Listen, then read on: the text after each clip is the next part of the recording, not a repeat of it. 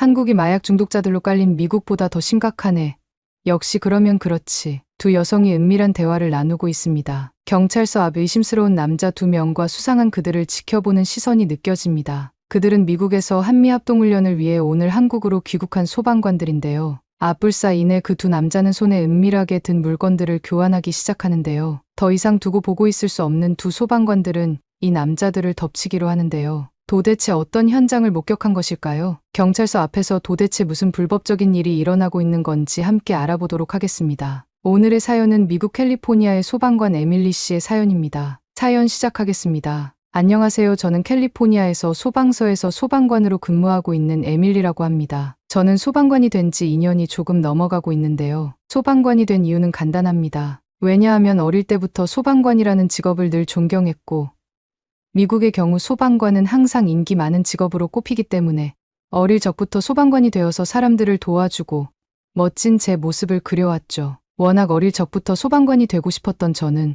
영구적으로 소방관을 얻기 위해선 최소 21세 이상이 돼야 합니다. 일시적으로만 일하려면 18세여도 가능하긴 하지만요. 저는 쭉 소방관을 할 거기 때문에 21세에 지원을 하기로 했죠. 소방관이 되는 과정은 다사다난했습니다. 신체적으로도 관리를 해야 했고 꾸준히 공부도 했습니다. 소방관이 되기 위해선 CPAT라는 소방시험 표준을 통과해야 하는데요. 신체적으로 합격되기 위해 정말 힘든 기준들이 많죠. 계단 오르기는 너무도 기본적인 거고, 예를 들어 한 개당 15kg가 넘는 전기톱을 2개씩 들고 긴 거리를 걸을 때 전기톱이 무거워 내려가게 되는데 그 전기톱이 땅에 닿으면 실격이 됩니다. 또 제한 시간 안에 구조용 사다리를 설치해야 하는데 단 1초라도 시간이 오버되면 바로 탈락됩니다. 실제 벽 강도와 똑같은 벽을 해머로 5회 안에 부셔야 합니다. 그 외로도 좁고 어두운 공간을 포복을 이용해 제한 시간 내 통과하는 것. 사람 모양과 몸무게를 가진 더미라 불리는 모형을 끌고 가야 하는데 중간에 더미를 놓거나 멈추게 되면 바로 실격이 됩니다. 모든 것에는 제한 시간이 있어서 마음도 급하고 힘도 들죠. 미국은 이 테스트 외로도 도시별로 이 시험과 추가로 더 시험을 봐야 하는 곳도 많습니다. 도시별로 합격 규정은 조금씩 다른데요. 대부분 어렵고 까다로운 시험이고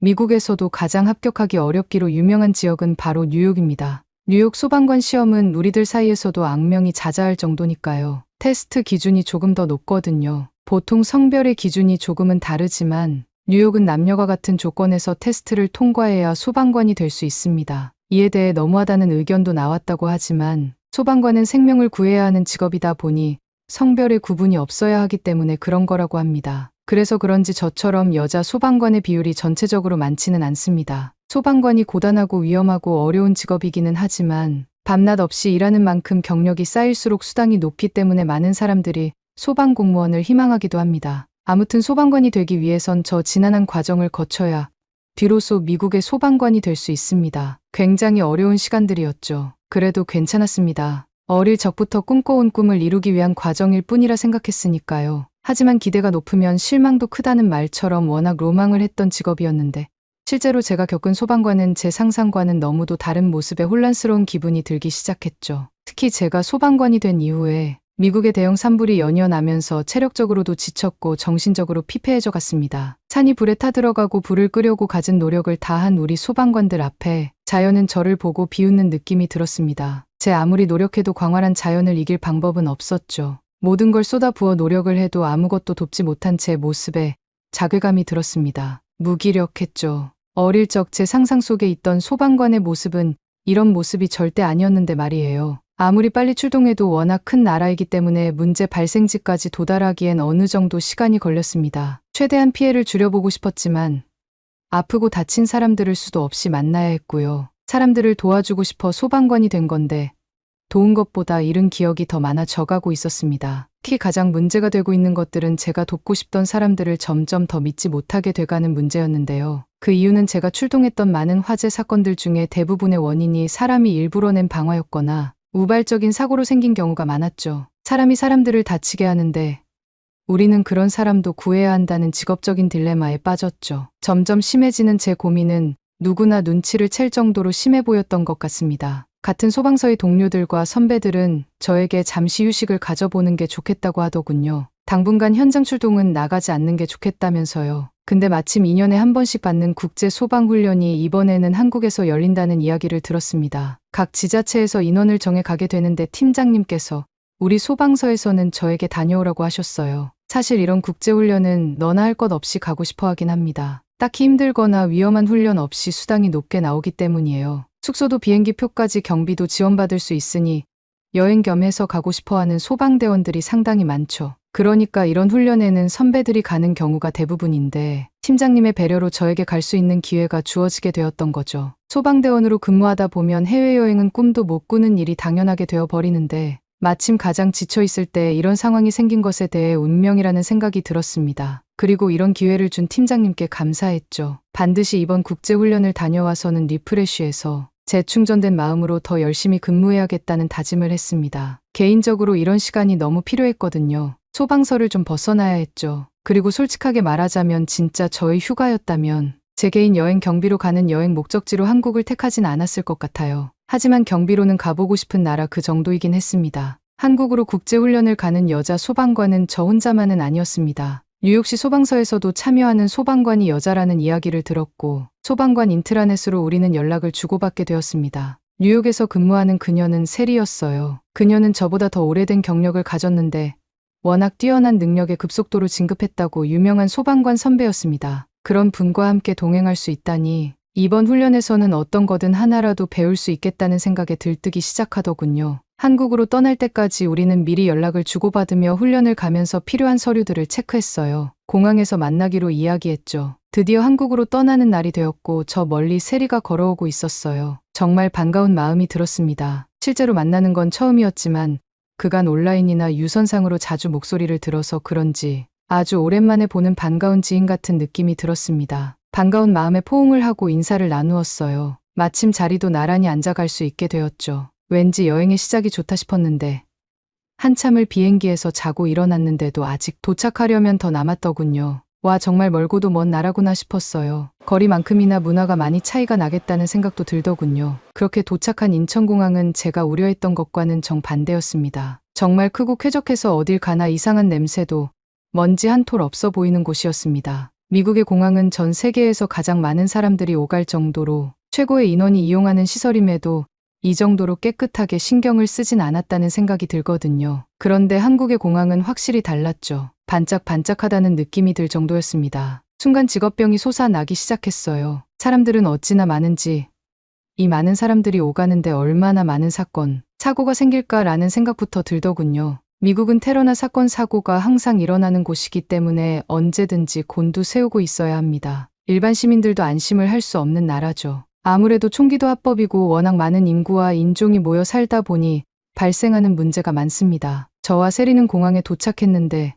더 만나야 하는 미국의 소방팀들이 있었습니다. 다른 사람들이 다른 시간대에 비행기를 타고 왔기 때문에 조금 대기를 해야 했어요. 그래서 공항이나 좀 더 둘러보기로 했죠. 세리와 저는 정말 귀엽게 생긴 공항의 로봇이 알려주는 정보를 보며 공항의 시설을 둘러보기로 했습니다. 그 로봇은 따라다니기만 하면 제가 원하는 곳까지 안내를 해줬습니다. 꽤 비싼 장비 같은데 이런 로봇이 마음대로 공항에 돌아다닌다는 것도 우리한테는 의아한 모습이긴 했죠. 우리가 있는 터미널은 한국에서 비교적 최근에 생긴 이 터미널이라고 했습니다. 어쩐지 내부의 시설들이 너무 최첨단이다 했어요. 소방관이라 그런지 소방시설이 눈에 띄더군요. 공항은 특히나 소방시설이 정말 중요하거든요. 공항에서 화재가 생기면 정말 대형 비상사태로 번질 수 있기 때문에 무엇보다 긴급하게 대응하고 불을 꺼야 하거든요. 인천공항은 비상시 원활하게 대처가 가능하도록 시설의 특징을 고려해 기능적이고 효율적으로 불을 끌 수 있도록 배치되었다는 걸 보자마자 알 수 있었습니다. 게다가 입국과 출국을 하는 보안 등급도 최상 등급이라 설명되어 있는 글을 읽게 되었죠. 최근에는 바이오 인증 시스템이라는 것을 사용해 위조된 여권인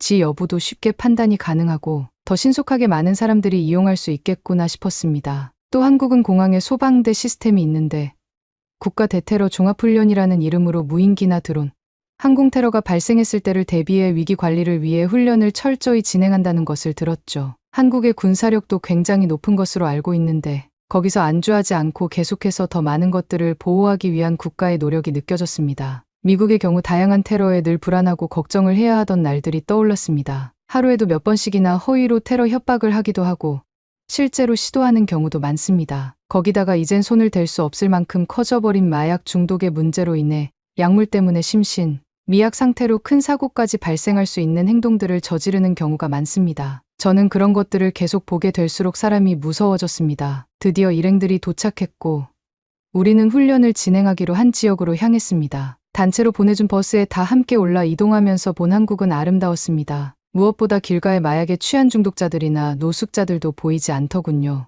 미국은 어딜 가나 그 문제로 골머리를 겪고 있거든요. 저희는 이런 광경을 너무 오래간만에 접하는 거라 부러운 마음이 들었습니다. 한국은 총기 소지도 불법이기 때문에 우리나라에서 있던 만큼 긴장을 하지 않아도 됐기 때문에 마음이 편하더군요. 우리가 훈련을 하게 될 소방서에 도착을 했습니다. 그 소방서는 경찰서와 나란히 있었는데요. 우리는 내일부터 5일간 한미합동훈련을 진행하기로 하고 돌아가는 일정이었습니다. 오늘 하루는 자유롭게 돌아다닐 수 있었죠. 마침 한국계 미국인 토마스 소방대원이 있어 그와 함께 한국 구경에 나섰습니다. 직접 걸어 다녀본 한국은 아까 버스 창밖으로 봤을 때보다 더 아름다웠습니다. 길거리를 아무리 걸어 다녀도 이상한 오물 냄새도 대마초 냄새도 나질 않았어요. 미국에서는 정말 자주 그 냄새가 나기 때문에 오히려 그 냄새가 이상하다는 이질감도 못 느낄 정도로 생활해야 했는데 정말 오랜만에 이런 쾌적한 길을 걸어보는 느낌이 들었습니다. 우리는 밤이 될 때까지 이곳저곳을 구경하러 다녔는데 어떤 시간으로 바뀌어도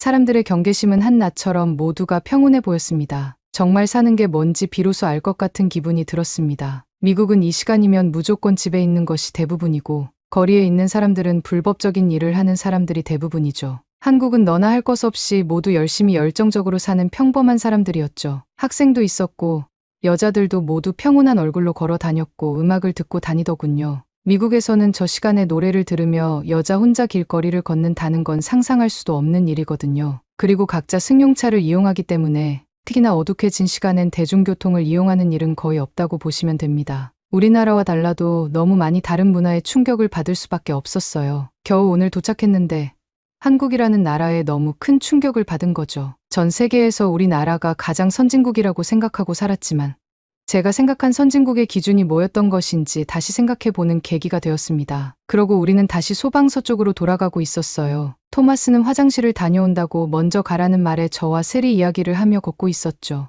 여자 둘이 서라도 어디든 안전하다는 생각에 걷는 것만으로 신나는 기분이 느껴졌습니다. 그런데 그때였습니다. 소방서가 보일 때쯤 그 바로 옆 경찰서 옆쪽에 수상한 두 사람을 목격했습니다. 저희들은 그들을 유심히 지켜보며 천천히 걸었죠. 그 의심스러운 두 남자는 수근거리며 뭔가 이야기하더니 이내 손에 쥔 것들을 주고받고 있었습니다. 저는 세리에게 조용히 말을 걸었죠. 저기 봐, 저기. 그럼 그렇지.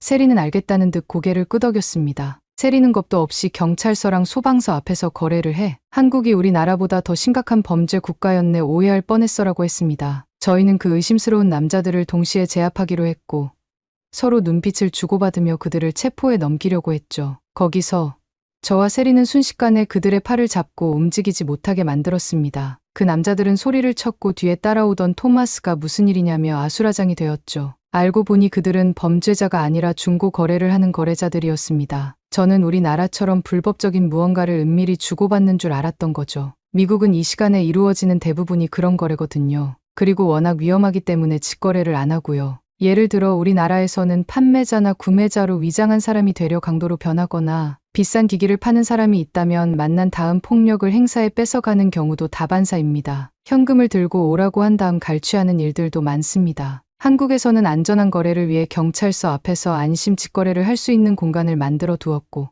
경찰서 앞은 바로 대응하기도 편하고 또 대면 거래를 하는 사람들도 더 안심할 수 있기 때문에 한국에서 이런 시설을 설치해서 계속 확대하고 있다고 했죠. 그런데 한국은 이곳이 아니라 심지어 집 주소를 알려주고 집 앞으로 물건을 찾으러 가는 거래도 많고 심지어 아무 일도 일어나지 않아 그런 것들은 일상이라고 하더군요. 모두가 우리나라처럼 위험하지 않다는 사실에 저는 정말 적잖은 충격을 받았습니다. 짧게 느껴졌던 한국에서의 훈련을 마치고 저는 다시 미국으로 돌아가며 많은 생각이 들었습니다. 저는 어릴 적부터 오직 한 목표만을 보고 달려왔습니다. 사람들을 구하기 위해 사람들을 위하고 싶어서 소방관이 된 거죠. 그런데 제가 힘들어하던 모든 것들이 소방관이라는 직업의 회의를 느낀 게 아니라 제가 사는 나라의 위험함에 대해 무력감을 느낀 것이라는 걸 깨달았죠. 우리나라 사람들은 많은 불안감을 가지고 살아야 하는데 그게 평생 일상인 것처럼 모든 생활에 경계를 가진 채 살아가야 합니다. 저는 그래서 결심했습니다. 더는 이렇게 살 순 없다고요. 그래서 저는 한국으로 와서 재취업을 할 수 있는 방법들을 찾아보고 있어요. 이제 저는 다시 한국말로 취준생이 된 거죠. 저 성공적으로 재취업에 성공할 수 있겠죠? 첫 번째 사연은 여기까지인데요. 다음 사연도 꼭 봐주실 거죠? 주문하신 음식 도착했습니다. 한국의 음식 배달이라고 착각하셨다면 주목해주세요. 여기는 뉴욕 맨하탄의 마케팅 회사입니다. 세계 최고 수준의 직원들이 1분 1초의 시간을 다투며 일에 빠져 있는데요. 직원들의 책상에는 각기 먹다만 샌드위치와 베이글이 놓여져 있습니다. 그때 한 남자가 회의 탁상에 무언가를 놓고 가는데요. 직원들은 일하던 틈을 타 각자 한 개씩 챙겨가기 바쁩니다. 과연 그 음식이 무엇이길래 먹다만 샌드위치도 마다하는 걸까요? 안녕하세요. 저는 뉴욕에서 마케터로 일하고 있는 에릭입니다. 뉴욕에서의 제 삶에 대해 말씀드리고 싶어요. 끝없이 이어지는 업무와 간단하고 빠른 식사의 소용돌이였죠. 제 이야기가 바쁘게 살아가는 많은 분들에게 공감을 불러일으키길 바랍니다. 제 하루는 해가 뜨기도 전에 시작되었습니다. 잠들지 않는 도시에서 산다는 것은 항상 시간과의 싸움을 한다는 것을 의미합니다. 저는 맨해튼의 고층 빌딩 중 한 곳에서 최고라고 자부하는 마케팅 회사에서 일했습니다. 오해하지 마세요. 제 직업을 사랑했지만 너무 힘들었어요. 항상 마감일에 쫓기고 프레젠테이션을 준비하고 지난 캠페인보다 더 나은 성과를 내기 위해 노력해야 했죠. 잠은 사치였고 커피는 제 가장 친한 친구였습니다. 식사는 즐거움보다는 편의성에 더 중점을 두었습니다. 아침은 사무실로 달려가면서 아래층에 있는 델리에서 베이글을 사서 먹는 것이 고작이었습니다. 업무 중에 점심은 거르거나 책상에서 노트북으로 타이핑을 하면서 샌드위치로 때우는 경우가 많았습니다. 저녁도 마찬가지여서 테이크아웃 샌드위치나 집에서 전자레인지에 데운 음식을 먹었습니다. 다양한 음식을 먹고 싶었지만 시간이 있는 사람이 어디 있겠습니까? 게다가 항상 먹던 빵들은 생존을 위함 그 이상 그 이하도 아니었습니다. 매일 같은 빵을 먹는 것은 지루했지만 바쁜 시간에 짬을 내는 것은 매우 힘들기 때문이지요. 뉴욕에서의 생활은 결코 저렴하지 않습니다. 임대료, 공과금, 매일 마시는 커피 등 모든 것이 합쳐집니다. 매년 모든 것이 더 비싸지는 것 같아서 예산이 빠듯해지는 것을 느꼈습니다. 돈을 절약하는 것이 업무 마감일을 맞추는 것만큼이나 중요해졌습니다. 그러다 보니 새로운 음식을 먹어보고 싶어도 더 저렴하고 익숙한 메뉴를 고집하는 경우가 많았습니다. 특히나 샌드위치, 햄버거, 베이글 음식이 아니면 높은 비용에 팁을 주고 먹어야 하는 음식이 대다수니까요. 그러던 어느 날 제 일상을 뒤흔든 밤이 찾아왔습니다. 피곤하고 배가 고파서 자정을 훌쩍 넘겨 아파트에 들어섰던 기억이 납니다. 거기서 카메라를 설치한 채 한식 요리 모험을 촬영하고 있는 동생 헨리를 발견했습니다. 그날 밤의 주제는 김밥이었습니다. 이거 먹어봐, 에릭. 헨리가 깔끔하게 썰어놓은 김밥 한 접시를 건네며 말했습니다. 처음에는 망설였습니다. 한국 음식에 대한 제 생각은 준비하고 먹는데 시간이 많이 걸린다는 것이었습니다. 식탁 앞에 우아하게 앉아 서툰 젓가락질을 하는 것 또한 저에게는 피로를 주었기 때문이죠. 하지만 헨리는 단 몇 분 만에 이 김밥을 만들어냈다고 말해주었습니다. 저는 손발을 씻고 나와 김밥 한 조각을 손으로 집어 먹었습니다. 김밥을 처음 한 입 베어 물었을 때 맛의 폭발이었습니다. 김으로 감싼 김밥, 완벽하게 양념된 밥, 아삭아삭한 채소, 고소한 속까지 지금까지 먹어본 김밥과는 차원이 달랐어요. 한 입에 반했죠. 게다가 헨리는 탄수화물과 식이섬유가 풍부해 영양가도 높다고 말해줬어요. 가장 좋은 점은 빠르게 만들어서 먹을 수 있어서 바쁜 제 라이프 스타일에 딱 맞았어요. 너무 뜨겁지도 않아서 음식을 호불어가며 식힐 필요도 없이 간편하게 먹을 수 있었어요. 곧 김밥은 저의 새로운 집착이 되었습니다. 헨리에게 김밥을 만들어 달라고 부탁하고 출근길에 가져가곤 했죠. 사무실 바로 앞에 있는 한식당을 발견하고 그곳에서 김밥을 사 먹기 시작했습니다. 마침 근처 슈퍼마켓에도 포장된 김밥을 팔더군요. 그래서 제 냉장고에는 항상 동네 슈퍼마켓에서 사온 다양한 김밥이 채워져 있었죠. 사무실에서 평범한 하루를 보내든 야근을 하든 김밥은 제 든든한 한 끼 식사였습니다. 동료들이 제 점심 루틴의 변화를 눈치챘습니다. 호기심에 김밥을 먹어본 동료들도 저와 마찬가지로 김밥의 매력에 푹 빠졌습니다. 얼마 지나지 않아 사무실에서는 근처 한식당에서 김밥을 주문하는 것이 일상이 되었습니다. 편리함과 다양성, 그리고 맛까지 김밥은 모든 것을 갖추고 있었습니다. 돌이켜보면 제 삶이 얼마나 단조로웠는지, 특히 음식에 관해서는 더욱 그러했음을 깨닫게 됩니다. 김밥을 접하면서 식생활이 바뀌었을 뿐만 아니라 새로운 문화에 눈을 뜨게 되었습니다. 아무리 바빠도 새로운 것을 시도하는 것의 가치를 깨닫게 되었죠. 단순한 변화였지만 제 라이프 스타일과 인생관에 큰 영향을 미쳤습니다. 첫 김밥을 경험한 다음날 아침, 저는 그 맛있는 김밥을 생각하며 잠에서 깨어났습니다. 단순히 맛뿐만 아니라 제 기분이 어땠는지도요. 포만감을 느끼면서도 몸이 가볍고 에너지가 넘쳤습니다. 제 삶에서 더 많은 것을 원한다는 것을 깨달았습니다. 김밥을 먹은 이후로 저는 속이 매우 편하고 건강한 에너지를 섭취하는 느낌이 들었습니다. 김밥은 비단 저에게만 좋았던 것은 아니었습니다. 평소 글루텐 알러지가 있는 회사 동료 제시카도 거부감 없이 김밥을 먹을 수 있었고, 채식 식단만을 고집하고 있는 회사 동료 스테판이 역시 김밥은 완벽한 비건 음식이라며 매우 좋아했습니다. 심지어는 평소 육식만을 찾아 먹던 사무실 옆자리 벤자민도 불고기 김밥을 매우 좋아했습니다. 김밥은 단순한 한국의 음식이 아닌 모든 식성과 체질을 아우를 수 있는 음식이었기 때문에 회사 동료들과 마음을 열어주는 만인 공통음식이 되었습니다. 저는 더 많은 김밥을 찾기 시작했습니다. 가장 먼저 찾아간 곳은 제 동생 헨리였습니다. 그는 김을 깔고 밥을 펴고 속재료를 고르는 방법 등 김밥의 기본을 가르쳐 주었습니다. 채소, 달걀, 다양한 고기, 심지어 치즈와 아보카도 같은 퓨전 재료까지 다양한 재료로 실험을 해봤어요. 각각의 음식은 독특하고 맛있었습니다. 새로 알게 된 지식으로 무장한 저는 직접 만든 김밥을 직장에 가져가기 시작했습니다. 동료들도 흥미를 보였습니다. 다양한 속재료와 간편하게 먹을 수 있는 김밥은 사무실에서 순식간에 인기를 끌었습니다. 다양한 종류의 김밥을 나눠 먹으며 좋아하는 김밥에 대해 토론하는 작은 김밥 동호회도 만들었습니다. 회사 내의 김밥 동호회는 단기간에 직원들의 시선을 끌었고 회사의 대표인 윌리엄의 귀에도 들어가게 되었습니다. 하루는 윌리엄에게 김밥을 건넸는데 김밥의 맛에 놀란 윌리엄은 매주 수요일마다 김밥을 먹는 날을 마련해서 동호회에 김밥을 지원해주겠다는 제안을 했습니다. 이 모든 대화들이 단순히 김밥 하나로 생겨났다는 사실이 매우 놀라웠습니다. 사무실 근처에 있는 한식당이 저의 새로운 단골집이 되었습니다. 주인장 이 씨는 음식을 통해 자국의 문화를 나누고자 하는 열정을 가진 60대의 친절한 남자였습니다. 그는 제 관심사에 호감을 갖고 김밥을 사러 갈 때마다 다른 한국 요리를 간단히 소개하기 시작했습니다. 이러한 새로운 관점에 영감을 받아 저는 주말에 김밥 파티를 열었습니다. 동료와 친구들, 심지어 이사장님까지 초대했습니다. 다양한 재료를 준비해 놓고 모두가 직접 김밥을 만들었죠. 대박이었어요. 내 손으로 직접 무언가를 만들고 다른 사람들과 함께 나누는 기쁨은 정말 큰 만족감을 주었습니다. 김밥과의 여정을 되돌아보니 새로운 음식을 발견하는 것 이상의 의미가 있다는 것을 깨달았습니다. 새로운 경험과 문화에 대해 제 자신을 개방하는 것이었습니다. 단조로운 일상에서 벗어나 소소한 것에서 기쁨을 찾는 것이었습니다. 풍부한 맛과 문화적 깊이를 지닌 한식은 제 삶에 새로운 활력을 불어넣어 주었습니다. 이 씨가 김밥 파티에서 가장 먼저 소개해준 음식 중 하나는 한식의 필수품인 김치였습니다.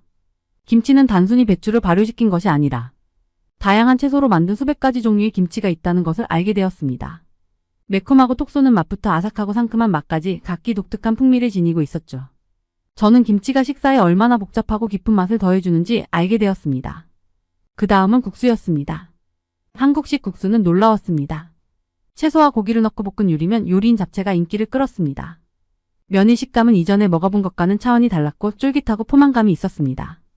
그리고 도시의 더운 여름날에 딱 맞는 냉면 요리인 냉면이 있었습니다. 한식에서 빼놓을 수 없는 반찬은 밥과 함께 제공되는 작은 반찬입니다. 절인 채소부터 작은 부침개까지 다양한 반찬은 매 끼니마다 잔치처럼 느껴졌습니다. 반찬은 단순히 다양한만이 아니라 식사의 균형과 조화가 중요하다는 것을 배웠습니다. 제 탐구는 식사에만 국한되지 않았습니다.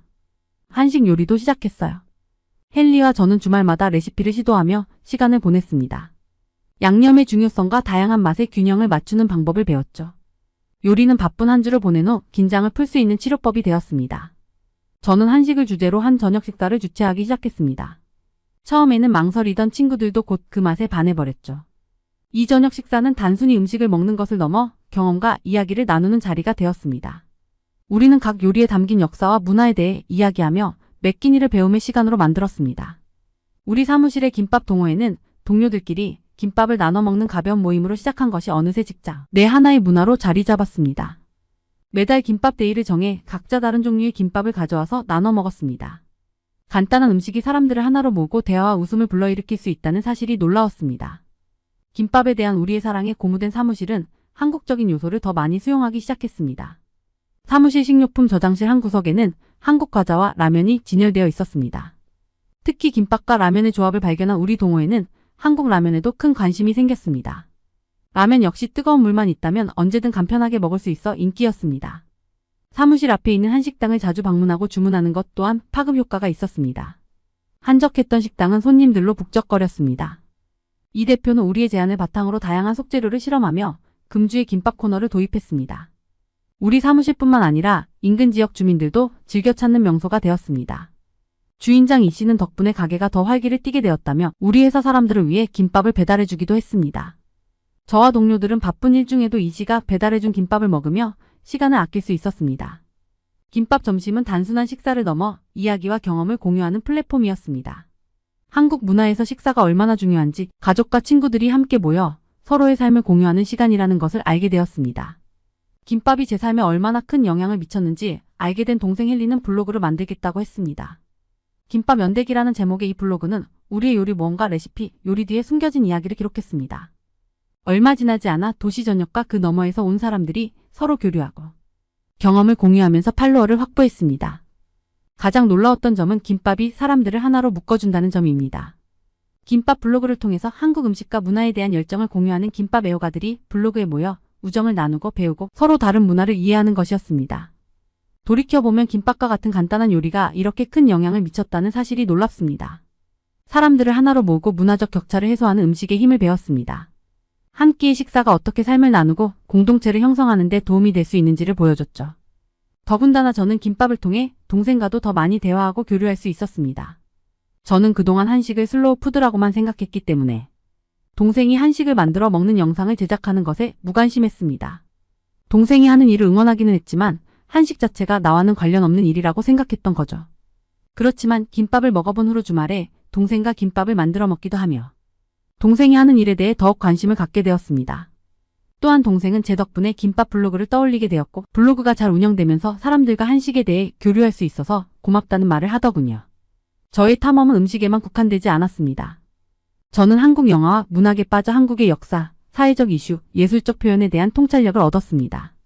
출근을 하지 않는 날 기생충과 같은 영화를 통해 한국 예술과 스토리텔링의 깊이와 풍부함에 눈을 뜨게 되었습니다.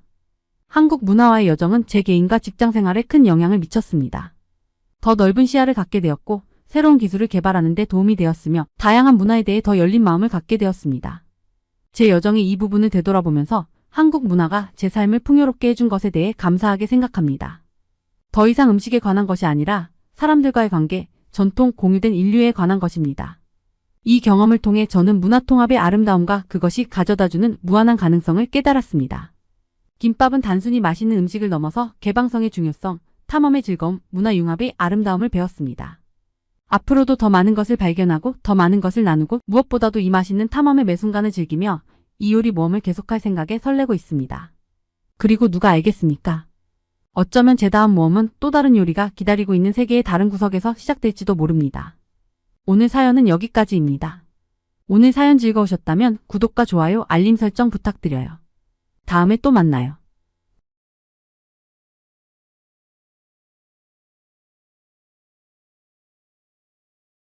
이제 마지막 사연인데요. 마지막 사연도 꼭 봐주셨으면 좋겠습니다. 제발 그만 좀 쳐다봐요. 제가 동물원 원숭이도 아니고. 왜 이러는 거야? 프랑스 여성을 보면서 교복을 입은 한국 소녀들이 수군대고 있습니다. 한국은 후진국이라서 프랑스 사람을 처음 보는 거야. 그만 좀 보라는 프랑스 여자의 외침과 불안한 눈빛에도 불구하고 오히려 소녀들은 멈추지 않고 그녀에게 다가오는데요. 외국인이 괴로워 보이는데 왜 괴롭히는 일을 멈추지 않을까요? 안녕하세요. 저는 파리 제3대학에서 무역학을 전공하고 있는 대학생 셰리입니다. 저는 이제 졸업반이고 초등학교부터 대학교까지 모두 파리에서 나왔습니다. 파리는 흔히 빛의 도시라고 불리지만 제게는 그림자의 도시에 더 가깝습니다. 저는 파리에서 태어나고 자랐습니다. 부모님은 저를 매우 사랑하셨고 저희는 웃음과 따뜻함이 가득한 아늑한 아파트에서 살았습니다. 하지만 학교 생활은 정말 힘들었어요. 어릴 때부터 저는 다른 아이들과 달랐어요. 긴 금빛 머리카락과 초록색 눈은 저를 돋보이게 하는 특징이었죠. 처음에는 문제점을 알지도 못했어요. 초등학교 때는 귓속말과 시선으로부터 시작되었죠. 어떤 아이들은 제 외모에 대해 좋은 말을 해주기도 했지만 뒤에서는 뒷담화를 했어요. 쟤 저거 콘택트 렌즈야. 관심을 얼마나 받고 싶으면. 친구를 사귀려고 노력했지만 어려웠어요. 항상 평가받는 것 같았어요. 중학교 때는 상황이 더 나빠졌어요. 귓속말이 조롱으로 바뀌었죠. 복도를 걸어가면서 저를 쳐다보는 시선, 비웃음과 비열한 말을 들었던 기억이 나요. 쟤 좀 봐, 예쁜 척, 쟤는 자기가 우리보다 잘난 줄 알아라고 말하곤 했죠. 별로 예쁘지도 않는데 왜 저러는지 모르겠어. 마음이 아팠지만 무시하려고 노력했어요. 고등학교가 가장 힘들었어요. 그 무렵에는 괴롭힘이 말로만 그치지 않고 물리적으로 변했어요. 한 번은 사물함에서 다음 수업에 쓸 책을 꺼내고 있었는데 한 남학생이 저를 밀쳤어요. 갑자기 뒤에서 세게 밀치는 느낌이 들었어요. 저는 비틀거리며 사물함에 부딪혀 팔에 실금이 갔습니다. 모두가 제 옆을 지나가는데도 저를 도와주는 사람은 없었어요. 너무 외로웠어요. 심지어 제 옷차림을 자주 칭찬해주던 친구가 있었는데 뒤에서는 거지 같은 옷만 입고 다닌다고 욕을 한다는 것도 알게 되었어요. 저는 정말 함께할 사람이 없었어요. 할아버지는 군인, 본인은 경찰이셨던 아버지는 저에게 스스로 일어서라고 말씀하셨어요. 그 누구도 나를 작게 만들지 말라고 하셨죠. 하지만 힘들었어요. 제가 스스로 맞서려고 할수록 괴롭힘은 더 심해졌어요. 집에서도 긴장감이 감돌았어요. 아버지는 제가 강해지길 바라셨지만 어머니는 걱정하셨어요.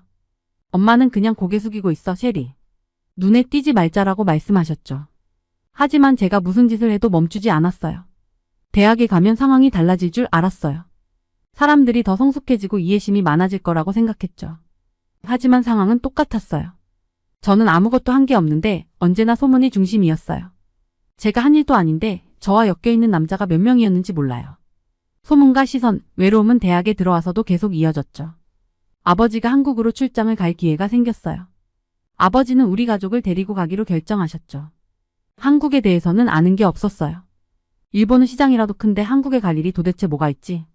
라는 의문점만 있었습니다. 다만 파리를 떠나고 싶었습니다.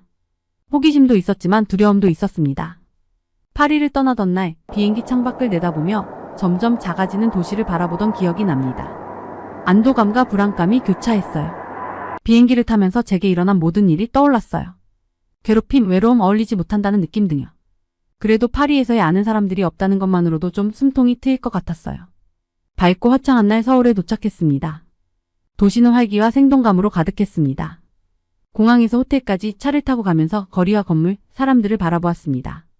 공항에 이륙을 하면서부터 택시를 타러 나갈 때까지 친절하지 않은 사람이 없었어요.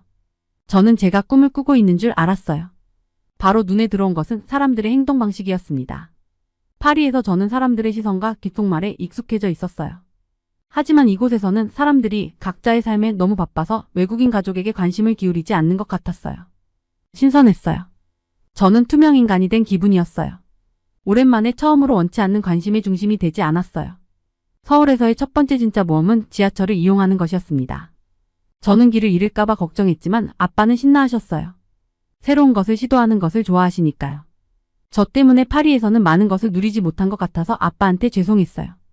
우리는 완전히 혼란스러워하며 지하철 노선도를 공부하고 있었습니다. 파리 지하철과는 전혀 달랐어요. 그때 한 한국인 청년이 우리가 헤매는 모습을 발견했습니다. 그는 다가와 영어로 도와줄 수 있냐고 물었습니다. 의도치 않은 한국인과의 대화였어요. 저는 프랑스 사람을 만나도 위축이 되는 안 좋은 태도를 가지고 있었기에 저절로 방어적이 됐어요. 제 또래로 보이는 그 소녀는 예의 바르고 친절했습니다. 그는 와이파이에 문제가 생겨서 앱으로만 안내할 수 없다고 설명했습니다. 대신 저희가 타야 하는 지하철까지 저희를 안내해 주었어요. 심지어 기계에서 표를 사는 것을 도와주고 지하철 표지판의 영어 옵션도 알려주었습니다. 그리고 파리의 지하철과는 다르게 한국 지하철은 문이 자동으로 열리니까 걱정하지 말라고 조언까지 해줬어요. 헤어질 때 그는 저를 깜짝 놀라게 하는 말을 했습니다. 배우처럼 정말 예쁘시네요. 단순한 칭찬이었지만 제가 익숙했던 것과는 다른 느낌이었어요. 악이나 숨겨진 의도가 전혀 없는 진심 어린 말이었죠.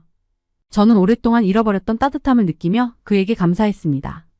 서울에서의 며칠은 새로운 경험으로 가득했습니다. 경복궁과 남산타워 같은 유명한 랜드마크를 방문했습니다. 김치, 비빔밥, 제가 가장 좋아하는 떡볶이 등 다양한 한국 음식을 맛보았습니다. 하루하루가 모험이었고 오랜만에 정말 행복하다고 느꼈습니다. 하지만 서울을 특별하게 만든 것은 장소와 음식만이 아니었습니다. 바로 사람들이었습니다. 가는 곳마다 친절하고 인내심을 가진 사람들을 만날 수 있었습니다. 언어가 통하지 않는 상황에서도 사람들은 우리를 돕기 위해 발벗고 나섰습니다. 파리에서 종종 느꼈던 냉정함과는 완전히 대조적이었습니다.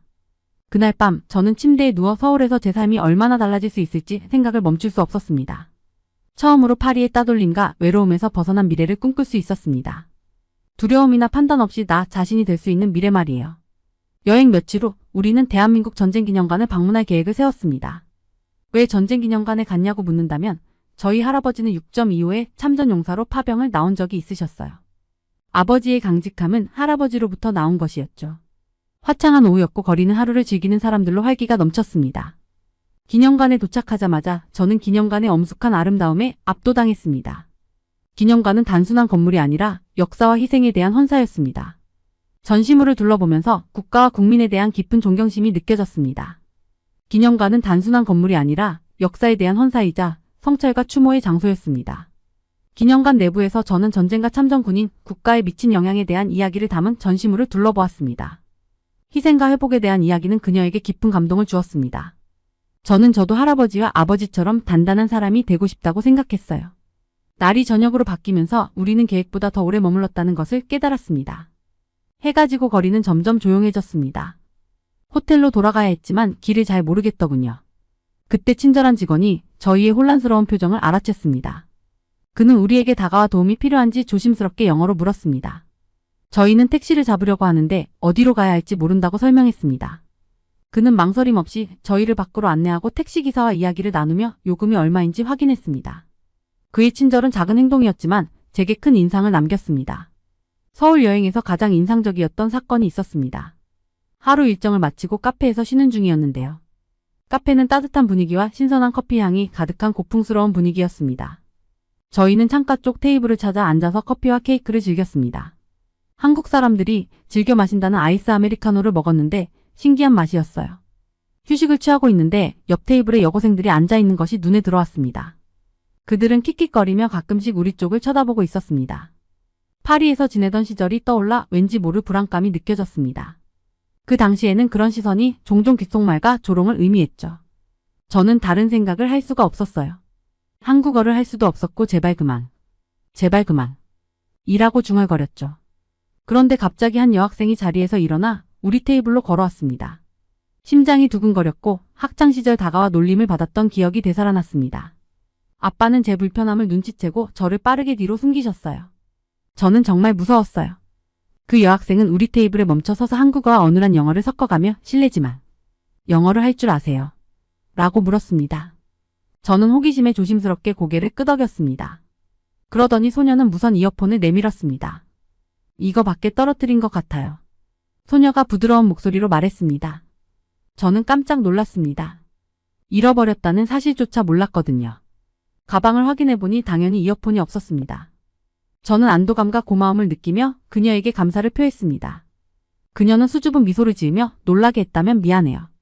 영어를 못할까봐 저희끼리 누가 갈지 얘기하느라고 그랬어요. 안 잃어버려서 다행이에요. 라고 말했습니다. 소녀는 망설이더니 갑자기 외쳤어요. 그런데 정말 예쁘세요. 라고 외치더니 수줍은 듯 뛰어서 사라졌습니다. 단순하고 진심 어린 그녀의 말이 제 마음을 울렸습니다. 파리에서 익숙하게 듣던 뒷담화 같은 칭찬과는 너무 달랐어요. 낯선 사람이 제가 잃어버린 물건을 돌려주었을 뿐만 아니라 악의 없이 진심 어린 칭찬을 해줬으니까요. 왜 파리에 있는 사람들도 못하는 솔직한 말들을 한국 사람들은 이렇게 잘할까? 라는 생각이 들었어요. 소녀들은 수줍은 눈빛과 킥킥 웃음을 뒤로 한 채 곧 자리를 떠났습니다. 그 순간은 하루 종일 제 기억 속에 남아 있었습니다. 정직과 친절의 작은 행동이었지만 훨씬 더 큰 의미가 있었습니다. 그것은 서울이라는 퍼즐의 또 다른 조각이었고 서울 사람들의 진정한 따뜻함을 보여주었습니다. 서울에서 저는 잃어버린 물건을 물리적으로만 찾은 것이 아닙니다. 오랜 세월의 상처와 외로움에 묻혀있던 제 자신의 일부를 찾은 것 같았어요. 여고생들의 친절은 파리에서의 삶과 서울에서의 삶이 얼마나 극명하게 대비되는지 다시 한번 일깨워 주었습니다. 이 여행은 파리에서 겪었던 문제에서 일시적으로 벗어나는 것 이상의 의미를 지니고 있었어요. 이 여행은 나를 재발견하고 예상치 못한 곳에서 친절을 발견하고 치유하는 여정이었습니다. 서울은 저에게 새로운 삶의 방식, 판단이나 조롱에 대한 두려움 없이 나 자신이 될 수 있는 방식을 보여줬습니다. 카페 사건 이후 한국과 한국 문화에 대한 호기심이 더욱 깊어졌습니다. 더 많이 이해하고 더 많이 소통하고 싶었습니다. 저는 몇 가지 기본적인 한국어 문장을 배우는 것부터 시작했습니다. 안녕하세요, 감사합니다, 죄송합니다. 이 간단한 단어들이 저에게 새로운 교류의 세계를 열어주었습니다. 이런 적극성은 파리에서는 찾아볼 수 없는 것이었어요. 비판도 숨겨진 의제도 없었고 그저 호기심과 존중을 공유할 뿐이었죠. 그들은 저에게 따뜻하고 개방적이며 포용적인 한국의 면모를 보여주었습니다. 그날 저녁 한강변에 앉아 물 위에서 춤추는 도시의 불빛을 바라보며 제 미래에 대해 생각했습니다. 처음으로 한국에서 제 자신을 위한 삶, 한국에서 찾은 따뜻함과 수용으로 가득 찬 삶이 보였습니다. 도전이 있을 거라는 건 알았지만 처음으로 도전할 준비가 된 것 같았습니다.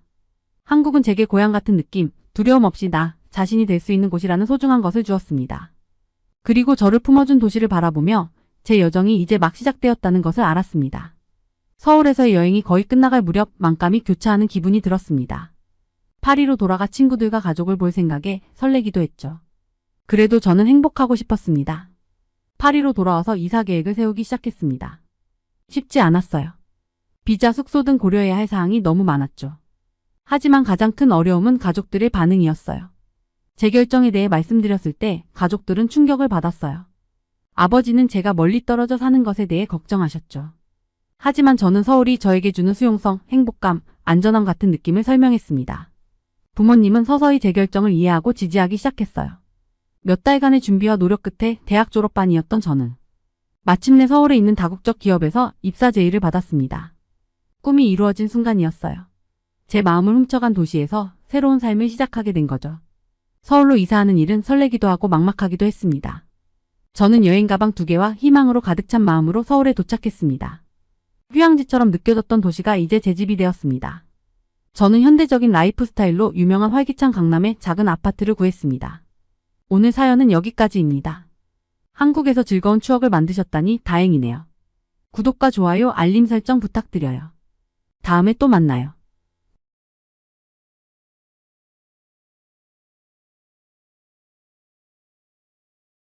오늘 마지막 사연도 끝났습니다. 내일도 좋은 사연으로 찾아오는 한국의 살얼이가 되겠습니다. 구독과 좋아요, 알람 설정 꼭 부탁드릴게요. 그럼 내일 봐요.